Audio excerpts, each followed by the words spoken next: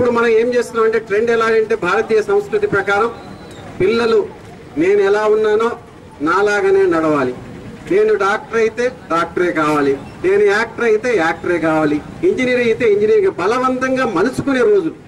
అలాంటిది కాకుండా పిల్లలకి నా ఇష్టం అనేది ముందు నుంచి నేర్పించే లక్షణం మన ప్రతి ఒక్క తల్లిదండ్రుల్లో రావాలి.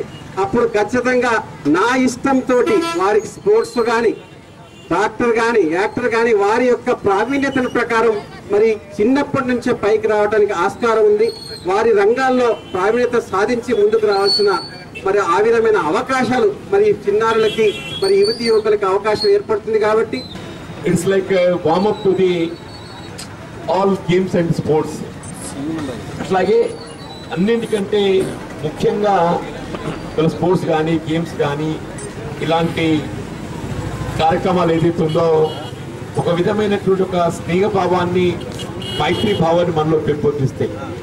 ఇలా కుల మతాలకు అతీతంగా మరి మనం పాలు పంచుకునేటటువంటి ఒక వేదిక ఏదైనా ఉంది అని చెప్పారంటే మరి ఈ ఒలింపిక్ క్రీడలు అని చెప్పక తప్పని చెప్పంటున్నా.